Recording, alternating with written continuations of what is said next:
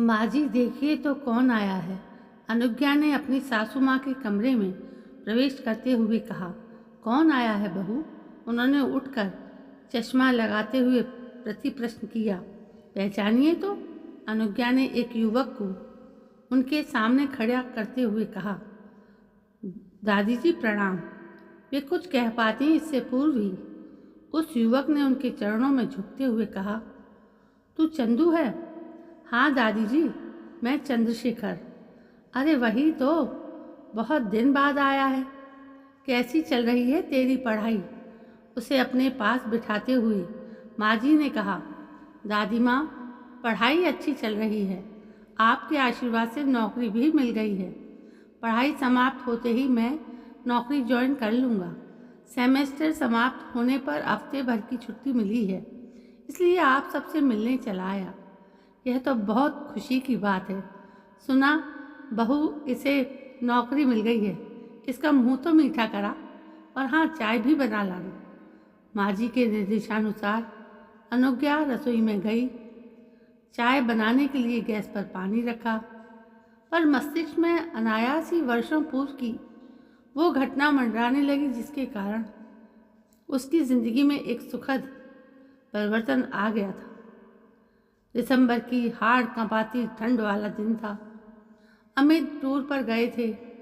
शीतल और शैलजा को स्कूल भेजने के बाद वो रसोई में सुबह का काम निपटा रही थी कि गिरने की आवाज़ के साथ ही कराहने की आवाज़ सुनकर वो गैस बंद कर अंदर भागी तो देखा उसकी सासू माँ नीचे गिरी पड़ी। अलमारी से अपने कपड़े निकालने के क्रम में शायद उनका संतुलन बिगड़ गया था और उनका सिर लोहे की अलमारी में चूड़ी रखने के लिए बने भाग से टकरा गया था।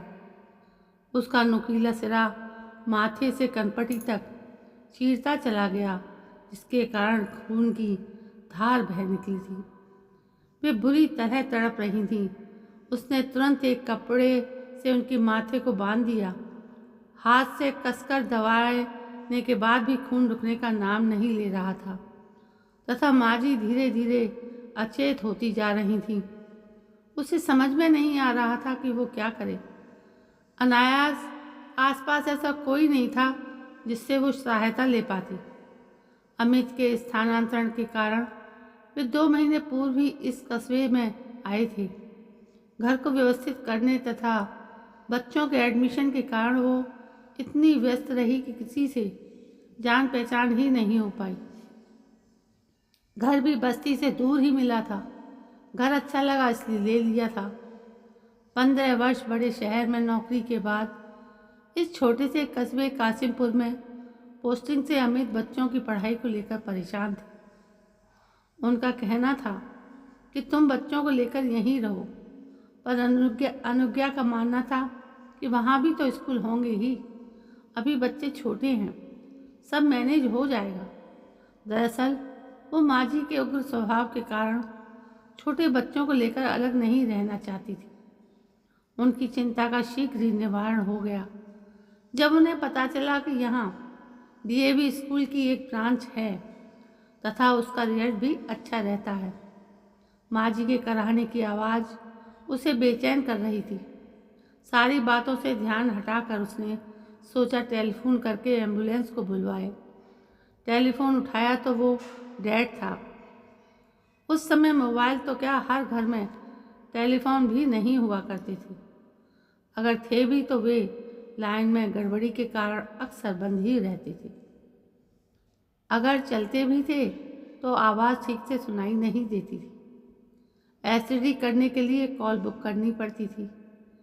अर्जेंट कॉल भी कभी कभी 1 से 2 घंटे का समय ले लिया करती थी। माँ जी की हालत देखकर उस दिन जिस तरह वो स्वयं को लाचार व बेबस महसूस कर रही थी, वैसा उसने कभी महसूस नहीं किया था। आत्मनिर्भरता उसमें कूट कूट कर भरी थी। वो एक कंपनी में सोशल वेलफेयर ऑफिसर थी। विवाह के पूर्व तथा पश्चात भी उसने कार्य जारी रखा था। अभी सोच ही रही थी कि क्या करे, तभी डोर बेल बजी। माँ जी को वहीं लिटाकर उसने जल्दी से दरवाज़ा खोला तो सामने रामू को देखकर संतोष की सांस लेते हुए उससे कहा, तू जरा माँ जी के पास बैठकर उनके माथे को दबा कर रख, मैं तब तक गाड़ी निकालती हूँ। क्या हुआ माँ जी को? चिंतित स्वर में रामू ने पूछा। वे गिर गई हैं, उनके माथे से खून बह रहा है जो रुकने का नाम ही नहीं ले रहा। प्लीज़ मेरी मदद कर। लेकिन मैं वो उसका प्रस्ताव सुनकर हड़बड़ा गया था। मैं तेरी हिचकिचाहट समझ सकती हूँ, पर इस समय इसके अतिरिक्त और कोई भी उपाय तो नहीं है। प्लीज़ मदद कर। अनुज्ञा की आवाज़ में दयनीयता आ गई थी। वो माँ जी की छुआछूत के बारे में जानती थी, पर इस समय रामू की सहायता लेने के अतिरिक्त और कोई उपाय भी तो नहीं था। ये तो गनीमत थी कि उसे कार चलानी आती थी। अब वो अकेली नहीं थी, रामू भी साथ में था। उसने रामू की सहायता से माँ जी को गाड़ी में लिटाया तथा ताला बंद कर बच्चों के नाम एक स्लिप छोड़कर ड्राइव करने ही वाली थी कि रामू ने स्वयं ही कहा, मैम साहब हम भी चलें क्या? तुझे तो चलना ही होगा, यहाँ जो भी अच्छा अस्पताल हो वहाँ लेकर चल। और हाँ, माँ जी को पकड़कर बैठना। हड़बड़ी में वो उसे बैठने के लिए कहना भूल गई थी। वैसे भी एक से भले दो, न जाने कब क्या ज़रूरत आ जाए। नई जगह, भाग दौड़ के लिए एक आदमी साथ रहेगा तो अच्छा है। अत्यधिक खून बहने के कारण माँ जी अचेत हो गई थी। घबराहट में वो भूल ही गई थी कि यदि कहीं से खून निकल रहा हो तो उस स्थान पर बर्फ रख देने से खून के बहाव को रोका जा सकता है। माँ जी अचेत थी। ब्लड प्रेशर के साथ डायबिटीज़ की भी उन्हें शिकायत थी। शायद इसलिए उसके पट्टी बांधने के बावजूद खून का बहना नहीं रुक पा रहा था। अस्पताल ज़्यादा दूर नहीं था। पहुंचते ही उन्हें एडमिट कर लिया गया। घाव में टाँके लगाने के लिए उन्हें ऑपरेशन थिएटर में ले जाया जाने लगा। तब उसकी घबराहट देखकर रामू उसे दिलासा देता हुआ बोला, मैम साहब धीरज रखिए, सब ठीक हो जाएगा। उसकी बात सुनकर भी वो सहज नहीं हो पा रही थी। उसके चेहरे पर उदासी साफ झलक रही थी। तभी सिस्टर ने आकर कहा, चोट लगने से मरीज के माथे के पास की एक नस कट गई है, जिसके कारण ब्लीडिंग काफ़ी हो गई है। ब्लड देने की आवश्यकता पड़ेगी। यहाँ तो कोई ब्लड बैंक नहीं है, इसके लिए शहर जाना पड़ेगा, पर इसमें शायद देर हो जाए। सिस्टर आप कुछ भी कीजिए, पर माँ जी को बचा लीजिए। अनुज्ञा के स्वर में विवशता आ गई थी। अमित की बहुत याद आ रही थी। काश उनकी बात मानकर यहाँ ना आती तो शायद ये सब ना झेलना पड़ता। आप डॉक्टर साहब से बात कर लीजिए। डॉक्टर साहब से बात की तो उन्होंने कहा, स्थिति गंभीर है। अगर आपकी स्वीकृति हो तो हम फ्रेश खून चढ़ा देंगे, वरना आप मेरा खून चेक कर लीजिए डॉक्टर साहब, पर माँ जी को बचा लीजिए। मेरा भी डॉक्टर साहब, रामू ने कहा। आखिर रामू का खून माँ जी के खून से मैच हो गया। अनुज्ञा से स्वीकृति पत्र पर हस्ताक्षर लेने के लिए उन्होंने कहा। भरे मन से उसने उस पर हस्ताक्षर कर दिए, क्योंकि इसके अलावा कोई चारा नहीं था। माँ जी को जब रामू का खून चढ़ाया जा रहा था तब वो सोच रही थी, जिस आदमी को माँ जी सदा हीन और छूत समझकर उसका तिरस्कार करती रही थी, वही आज उनके प्राणों का रक्षक बन गया है।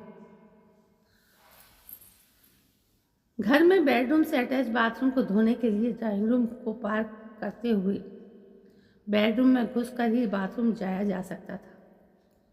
3 बेडरूम का मकान होने के कारण अलग से पूजा घर नहीं बना पाए थे। स्टोर में ही मंदिर रखकर पूजा घर बना लिया था, पर स्टोर भी इतना बड़ा तथा हवादार नहीं था कि उसमें कोई इंसान घंटे 2 घंटे बैठकर पूजा कर पाए। वैसे भी सुबह कई बार उसे स्वयं ही कोई न कोई सामान निकालने स्टोर में जाना ही पड़ता था, जिससे माँ जी की पूजा में विघ्न पड़ता था। माँ जी, ऐसी ढकोसलेबाजी में कुछ ज़्यादा ही विश्वास करती थी, इसलिए आरती करके वे बेडरूम में ही कुर्सी डालकर पूजा किया करती थी। जिस समय रामू सफाई करने आता वही उनका पूजा का समय रहता था। कई बार उससे उस समय आने के लिए मना किया, पर उसका कहना था 9 से 5 बजे तक मेरी नगर निगम के ऑफिस में ड्यूटी रहती है। यदि इस समय सफाई नहीं कर पाया तो शाम के 5 बजे के बाद ही आ पाऊंगा। मजबूरी के चलते उसका आना उसी समय होता था। उसके आते ही माँ जी उसे हिकारत की नज़र से देखते हुए अपनी साड़ी के पल्लू से अपनी नाक ढक लेती तथा उसके जाते ही जहाँ जहाँ से उसके गुजरने की संभावना होती, पोछा लग जाने के बाद भी फिर पोछा लगवाती तथा गंगाजल छिड़ककर स्थान को पवित्र करने का प्रयास करते हुए ये कहने से बाज नहीं आती थी कि इसने तो मेरी पूजा ही भंग कर दी। अनुज्ञा चाह कर भी नहीं कह पाती थी कि वो भी तो एक इंसान है। जैसे अन्य अपना काम करती हैं वैसे ही वो भी अपना काम कर रहा है। अब उसके आने से उनकी पूजा कैसे भंग हो गई? उन्हें समझाना उसके क्या अमित के बस की भी बात नहीं थी। वैसे भी 2 पुत्रियों के बाद फैमिली प्लानिंग का ऑपरेशन करवाने के कारण अनुज्ञा उन्हें फूटी आंख भी नहीं सुहाती थी। दरअसल माँ जी को लगता था कि इस निर्णय के पीछे अनुज्ञा का हाथ है। किसी भी माँ को अपना पुत्र कभी गलत लगता ही नहीं है। अगर कहीं कुछ गलत हो रहा है तो वो पुत्र नहीं बहू के कारण हो रहा है। शायद इसी मनोस्थिति के कारण सास बहू में सदा 36 का आंकड़ा रहता है। अपने इस आक्रोश को जब तब छोटी छोटी बात पर उसे जली कटी सुनाकर निकालती रहती थी। वो तो अभ्यस्त हो चली थी, लेकिन जब वे शीतल और शैलजा को अपने आक्रोश का निशाना बनाती तब उससे सहन नहीं होता था। लेकिन फिर भी घर में अशांति ना हो या जैसी भी है अमित की माँ है सोचकर वो अपने क्रोध को शांत करने का प्रयास करती थी। लेकिन शीतल और शैलजा चुप नहीं रहती थी। यही कारण था कि उनकी अपनी पोतियों से भी नहीं बना करती थी। रामू तो रामू, काम वाली कमली की 5 वर्षीय बेटी काजल भी यदि गलती से उनसे छू जाती तो उसे भी वे कोसने से नहीं चूकती थी। तुरंत साड़ी बदलती, काम वाली के धोए बर्तन वे अपने फिर से पानी से धुलवाती कि कहीं उसने प्राकृतिक मासिक चक्र के दौरान बर्तन न धो दिए हों। अनुज्ञा सोचती, जिस चीज़ के कारण प्रकृति ने औरत को नारित्व होने का सबसे बड़ा गौरव दिया, भला उसके कारण वो अपवित्र कैसे हो सकती है। वैसे काम वाली को सख्त हिदायत थी कि उन दिनों वो काम नहीं करेगी, पर फिर भी उन्हें विश्वास नहीं था। उनके इस विचार के कारण काम वाली को 4 दिन की अतिरिक्त छुट्टी देनी पड़ती थी। व्यर्थ के बड़े इन कामों के कारण कभी कभी मन आक्रोश से भर उठता था, पर घर की सुख शांति के लिए संयम बरतना उसकी मजबूरी थी। वो जानती थी कि अमित को भी ये सब पसंद नहीं है, पर माँ के उग्र स्वभाव के कारण वे भी चुप रहती थी। कभी वे कुछ कहने का प्रयास करते तो तुरंत कहती, हम सरयू पारीय ब्राह्मण हैं, तुम भूल सकते हो पर मैं नहीं। आज अगर तुम्हारे पिताजी होते तुम्हारे घर का दाना पानी भी ग्रहण नहीं करते। प्रकृति मुझे न जाने किन पापों की सजा दे रही है। इसके साथ ही उनका रोना प्रारंभ हो जाता। अमित के पिताजी गांव के मंदिर में पुजारी थे। 4 पीढ़ियों से चला आ रहा था ये व्यवसाय, उन्हें विरासत में मिला था। प्रकांड विद्वान होने के कारण आसपास के अनेक गांवों में उनकी बेहद प्रतिष्ठा थी। दान स्वरूप प्रचुर मात्रा में मिले धन के कारण धन दौलत की कोई कमी नहीं थी।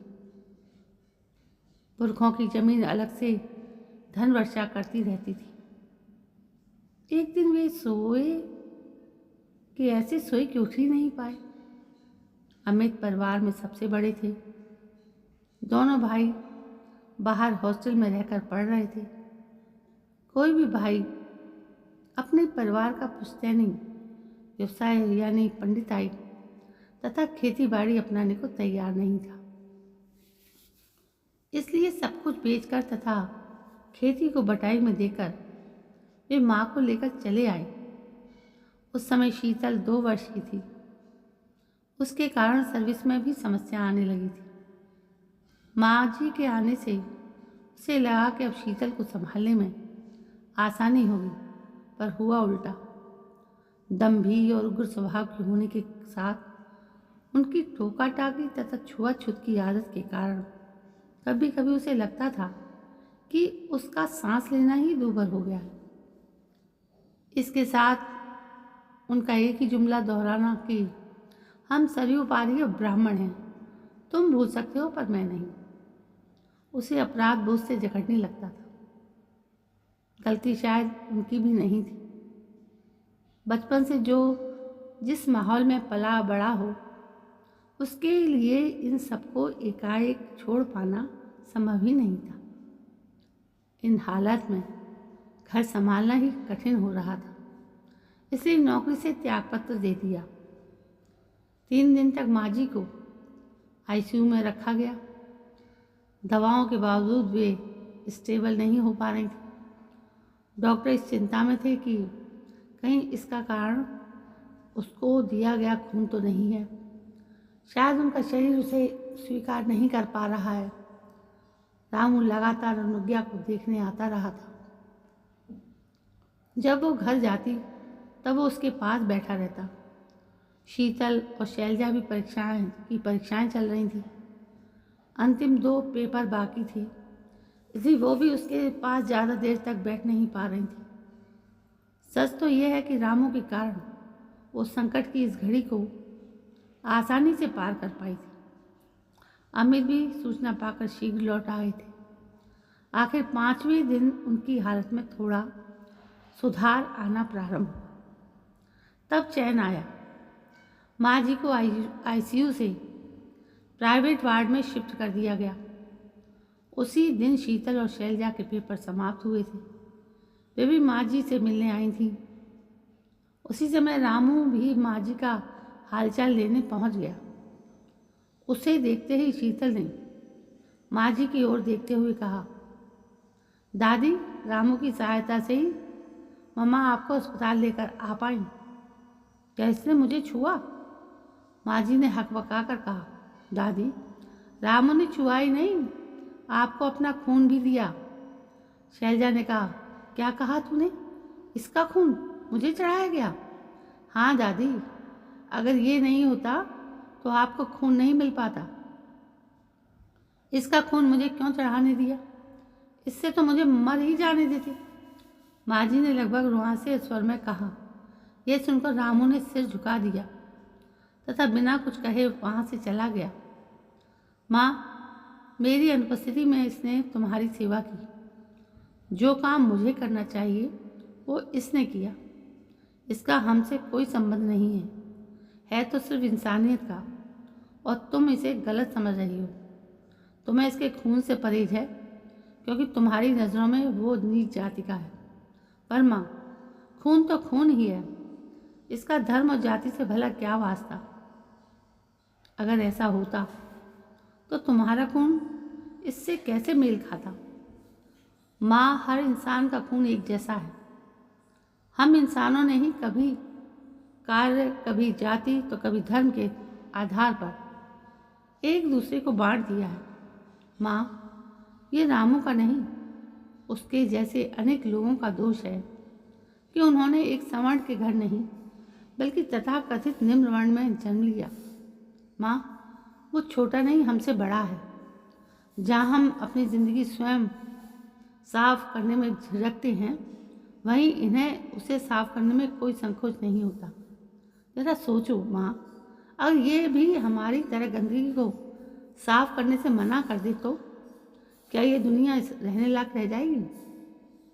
अमित, उनकी बात सुनकर चुप न रह पाए तथा उन्हें समझाते हुए कहा। अमित की बात सुनकर आशा के विपरीत वे कुछ नहीं बोली, पर उनकी मुख मुद्रा से स्पष्ट लग रहा था कि वे कुछ सोच रही हैं। शायद पुत्र की बात आज उन्हें सही लग रही थी, पर वे चाहकर भी दिल की बात जवां पर नहीं ला पा रही थी।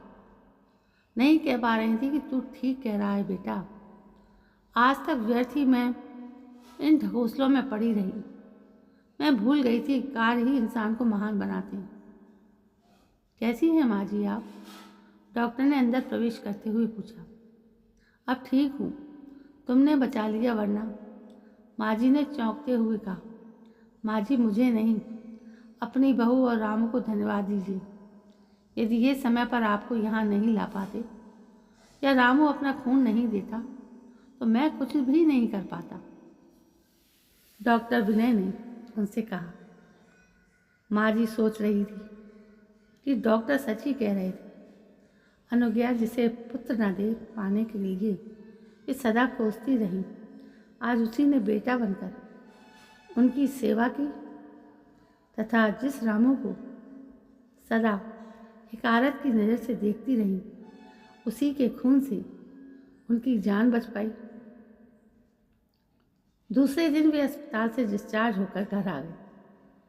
रामू अपने नियत समय पर काम करने आया। उसे देखकर पलंग पर लेटी माँ जी ने कहा, आ बेटा, इधर आ, मेरे पास आ। नहीं माँ जी, कहाँ आप, कहाँ हम। अपने पास बुलाकर हमें और शर्मिंदा नहीं कीजिए। वो तो मैम साहब अकेली परेशान हो रही थी, इसलिए हमें आपको छूना पड़ा, वरना। कहकर वो चला गया। आशा के विपरीत माँ का रामू के प्रति सद्व्यवहार देखकर सभी हतप्रभ रह गए, किंतु रामू की प्रतिक्रिया सुनकर मेरे मन में मंथन चलने लगा। सदियों से चले आ रहे इस भेदभाव को मिटाने में अभी बहुत वक्त लगेगा। जब तक अशिक्षा रहेगी तब तक जाति पाति की इस खाई को पाट पाना मुश्किल ही नहीं, असंभव सा है। रामू जैसे लोग सदा हीन भावना से ग्रस्त रहेंगे तथा जब तक हीन भावना रहेगी उनका उत्थान नहीं हो पाएगा। उनकी इस हीनता को आरक्षण द्वारा नहीं बल्कि शिक्षा द्वारा ही समाज में जागृत पैदा कर दूर किया जा सकता है। आश्चर्य तो इस बात का है कि आरक्षण के बल पर इनका उत्थान चाहने वाले लोग ये भूल जाते हैं कि आरक्षण के द्वारा इन दबे कुचले लोगों का नहीं बल्कि इनके उन भाइयों का ही फायदा हो रहा है जो पहले से ही इसका लाभ प्राप्त कर अच्छी स्थिति में आ गए हैं। इनमें से कुछ लोगों को तो यह भी नहीं पता होगा कि सरकार के द्वारा इनके लिए क्या क्या सुविधाएं दी जा रही हैं। दूसरे दिन माँ जी के व्यवहार में गुणात्मक परिवर्तन आ गया था। कमली उनके कमरे में सफाई के लिए गई तो उससे उन्होंने कहा, कमली, मेरे लिए एक गिलास पानी ले आ। कमली को अपनी ओर आश्चर्य से देखते देखते बोली, अरे ऐसे क्या देख रही है? मैंने कहा, एक गिलास पानी लिया। अभी लाई माँ जी। तेरी बेटी काजल क्या कर रही है? पानी पीकर गिलास पकड़ाते हुए पूछा। क्या करेगी माँ जी? पढ़ना चाहती है, पर हम गरीबों के पास पैसा कहाँ। लड़के को तो उसके बापू ने स्कूल में डाल दिया, पर इसको स्कूल में डालने के लिए कहा तो कहता है लड़की है, इस पर पैसा खर्च करने से क्या फ़ायदा। लड़की है तो क्या हुआ? अगर ये पढ़ना चाहेगी तो इसकी पढ़ाई का खर्च मैं दूंगी। सच माँ जी? हाँ कमली, एक लड़की का शिक्षित होना बहुत आवश्यक है, क्योंकि वो अपने बच्चों की पहली शिक्षिका होती है। अगर वो पढ़ी लिखी होगी तभी वो अपने बच्चों को उचित संस्कार दे पाएगी। हम सभी माँ जी में आते परिवर्तन को देखकर अति प्रसन्न थी। उनकी टोका टाकी कम होने से शीतल और शैलजा भी काफ़ी प्रसन्न थी। स्कूल से आने के बाद वे अपना काफ़ी समय दादी के साथ बिताने लगी थी। यहाँ तक कि एक दिन उन्होंने अनुज्ञा से भी कहा, अनुज्ञा अगर तू कोई काम करना चाहती है तो कर ले, घर में देख लूँगी, कमली तो है ही। ठीक है माँ जी, प्रयत्न करूँगी। रामू से भी जब सहसा से बातें करने लगी थी, एक दिन रामू खुशी खुशी घर आया, बोला मैम साहब आज मैं काम नहीं करूँगा, बहू को अस्पताल ले जाना है, वो पेट से है, दर्द उठ रहे। शाम को उसने पुत्र होने की सूचना दी तो माँ जी ने उसके हाथ में 100 रुपये का नोट पकड़ाते हुए कहा, जा मोहल्ले में मिठाई बंटवा देना। उसके जाने के पश्चात अनुज्ञा को 500 रुपये देते हुए सासू माँ ने कहा, बहू इन रुपयों से बच्चों के लिए कपड़े ले आना। एक दिन उन्होंने अमित से कहा, बेटा रामू के लिए तो मैं कुछ कर नहीं पाई, पर सोचती हूँ कि उसके पोते के लिए ही कुछ करूँ। आप क्या करना चाहती हैं? मैं चाहती हूँ कि इसकी पढ़ाई का खर्चा भी मैं उठाऊँ। इसका दाखिला भी किसी ऐसे वैसे स्कूल में नहीं बल्कि अच्छे स्कूल में हो, तथा तुम स्वयं समय समय पर ध्यान दो। ठीक है माँ, जैसा आप चाहती हैं वैसा ही होगा। पर क्या बेटा, तू सोच रहा होगा कि मेरे अंदर इतना परिवर्तन कैसे आया। बेटा मानव मन जितना चंचल है उतना ही परिवर्तनशील। उस दिन की घटना के बाद से मेरे मन में हर दिन उथल पुथल होने लगी है।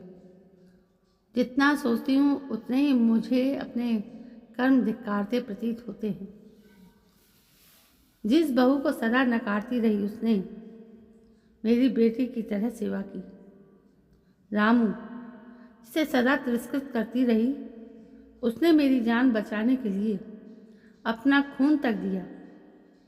और जिन नातिनों को लड़की होने के कारण कभी प्यार के लायक नहीं समझा, उन्होंने मेरा प्यार पाने के लिए क्या कुछ नहीं किया, पर अपनी मानसिकता के कारण उनके निस्वार्थ प्यार को नकारती रही। मैं प्रायश्चित करना चाहती हूँ बेटा। तुमने ठीक कहा था बेटा, सभी इंसान एक जैसे ही होते हैं। हम स्वयं ही अपनी सोच के अनुसार उन्हें अच्छा या बुरा, ऊंच या नीच मान बैठते हैं। मेरे मन में आजकल कबीर दास जी की वाणी रह रहकर गूंज रही है। पोथी पढ़ पढ़ जुग जग मुआ, भया न पंडित कोय, ढाई आखर प्रेम का, पढ़े सो पंडित होए। वास्तव में जीव मात्र से प्रेम करना तथा अपने सांसारिक कर्तव्यों को निभाना ही इंसानियत है। जब से मुझे सहज मानव धर्म समझ आया, तब से मैंने मन ही मन निश्चय किया कि मैं स्वयं में बदलाव लाने का प्रयत्न करूंगी। व्यर्थ के रीत रिवाज या ढकोसलों को, जिनकी वजह से दूसरों को दुख पहुंचता है, अपने मन से निकालने का प्रयत्न करूंगी। मैं प्रायश्चित करना चाहती हूँ। काजल की पढ़ाई का खर्चा देने की बात तो तुमसे पूछे बिना ही मैंने कर दी। एक नेक काम और, अगर तुम ठीक समझो तो, क्योंकि मेरे बाद तुम्हें ही मेरी ये जिम्मेदारी पूरी करनी होगी।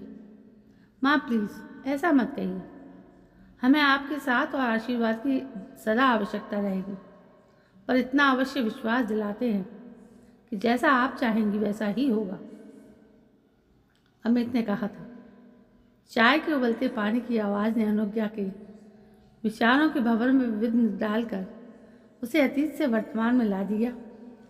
विचारों को झटक कर शीघ्रता से नाश्ता निकाला, चाय बनाकर कप में डाली तथा कमरे की ओर चल दी। माँ जी को चंदू को अपने हाथों से मिठाई खिलाते देखकर वो सोच रही थी कि रिश्ते खून के नहीं दिल के भी होते हैं। अगर ऐसा ना होता तो इतने वर्षों बाद हम सब एक दूसरे से जुड़े नहीं होते।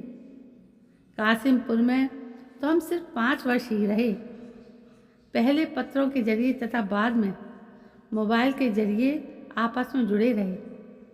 पिछले महीने ही काजल का विवाह हुआ, हम सभी गए थे। हमें देखकर कमली की प्रसन्नता का ठिकाना न रहा। काजल और उसका पति विक्रम एक ही स्कूल में अध्यापक हैं। रामू तो नहीं रहा, पर चंदू के जरिए उसके परिवार से भी हम जुड़े रहे। पिछले वर्ष जब शीतल का विवाह हुआ तो कमली और काजल के साथ चंदू के माता पिता ने विवाह की तैयारियों में काफ़ी मदद की थी। शीतल जहाँ सॉफ्टवेयर इंजीनियर है, वहीं शैलजा मेडिकल के अंतिम वर्ष में है। आज माँ जी दोनों की प्रशंसा करते अघाती नहीं है। दोनों ही उनको बेहद प्रिय है। माँ जी ने जो निश्चय किया उससे क्रियान्वित भी किया। लोग कहते हैं कि बढ़ती उम्र के साथ इंसान अड़ियल या जिद्दी हो जाता है, पर माँ जी ने ये सिद्ध कर दिया कि अगर इंसान चाहे तो हर उम्र में स्वयं को बदल सकता है, पर इसके लिए उसे अपने झूठे अहंकार को त्याग कर प्यार के मीठे बोल को अपनाना पड़ेगा। जी हाँ दोस्तों, इस कहानी के जरिए आज हमें जो भी शिक्षा मिली है, शायद हम और आप में से सभी लोग इससे दो चार होंगे, क्योंकि ये सच है कि इंसानियत सबसे बड़ा धर्म है। तो दोस्तों बताइए आपको ये कहानी कैसी लगी। यदि कहानी वास्तव में आपको अच्छी लगी हो तो प्लीज़ लाइक करिए, कमेंट करिए और मेरे चैनल को सब्सक्राइब करना ना भूलें, क्योंकि मुझे आपके सपोर्ट की ज़रूरत है। कल मैं फिर हाजिर होती हूँ एक नई कहानी के साथ। तब तक के लिए जय हिंद, वंदे मातरम।